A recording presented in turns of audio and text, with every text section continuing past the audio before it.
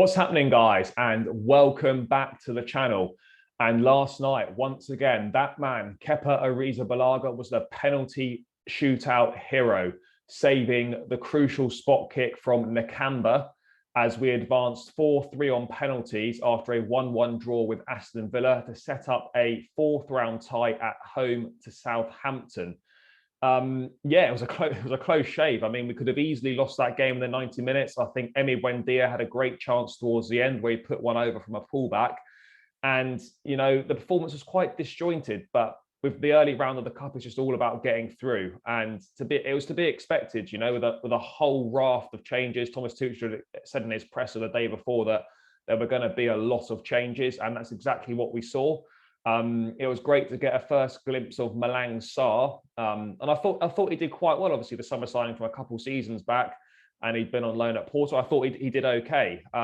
Deployed in a new formation, going 4-3-3 with obviously Reece James and Ben Chilwell getting his first real proper football of the season, with Trevor Chalobah partnering Malang Sarr. In that midfield, we looked like a three-man midfield of Saúl Ñíguez, Kante, and Ruben Loftus-Cheek, and then we had that kind of front three of Werner, Hudson-Odoi, and Hakim Ziyech.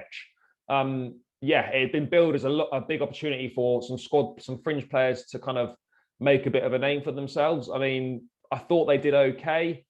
Hudson-Odoi, not outstanding, but you know, he showed a little bit, but he's got to do more if he wants to feature further in his kind of favoured position. Timo Werner pops up with a goal, and it was great to see him get a goal with a pinpoint header from Reece James's fantastic cross, and Reece James was outstanding on the night. But again, with Werner, I think it's the inconsistency that's troubling. Great finish, but then he has a great chance where he's through on goal and he puts it wide, and that would have been the game put to bed. So it just looks like at the moment his time here is just going to be kind of marred by inconsistency, but that'll be good for his confidence, you know, to get a goal under his belt, and then hopefully he can push on from there.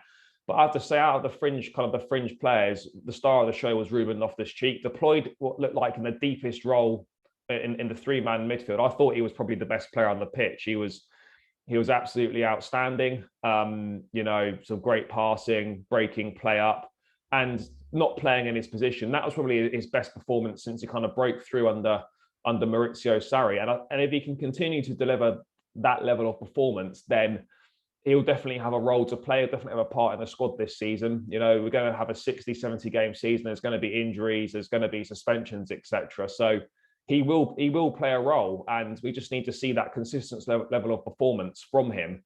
But I just kind of worry a little bit in that 3-5-2. There doesn't really seem to be a place for him. He's not going to play in the two with Kante and Jorginho play, and he's not really going to play in that front three. So I'm not really sure how he fits in a 3-5-2 system. But you know, that's what Thomas Tuchel's there for. You know, that's what his tactical genius is there for, to try and find a slot for Ruben. But as I said, he'll definitely play a part. In terms of the game itself, unfortunately, not a clean sheet. That was to be expected. You know, completely different. Going with the back four, you know, partnerships that haven't played before in Malang Sarr and Trevor Chalobah. And for the goal, you know, they just go missing, and it's a great header from Archer. And you know, it's at 1-1.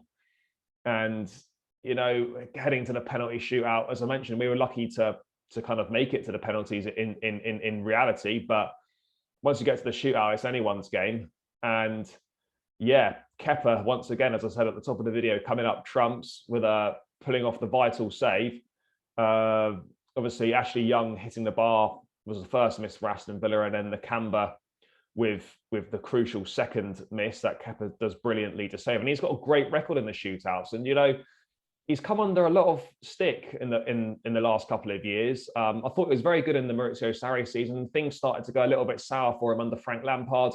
I don't think it helped that we had a really leaky defence, letting in goals all the time. I think that probably affected his confidence. But I think since Tuchel's come in, he's kind of gotten him his confidence back, and he really feels a part of the side. And he is a good goalkeeper. And I think that faith that Chelsea have shown him and will be repaid at some point in the long run.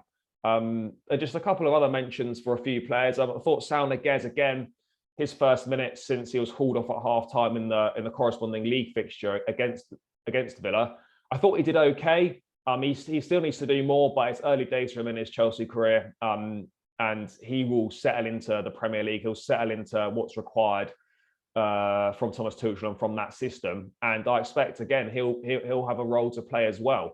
But yeah, I mean, with so many changes, it's bound to be a slightly disjointed performance, and it was all about just making it through to the next round. And it was great to hear Tuchel say afterwards that this is a priority. Every competition we enter, we want to win, and this is the first one that can be won. So the aim is to get to Wembley. So it's great to hear that, because some other managers, kind of don't take the League Cup seriously, take the piss, and I just don't think that's the right way to go about it. You want to win everything you can. So it's great to hear him come out and say that.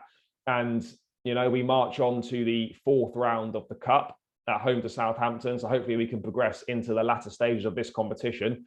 But we now head into the big one on Saturday lunchtime against Manchester City at Stamford Bridge. So that's just my thoughts on the game. As always, leave your thoughts in the comments below if you agree or disagree.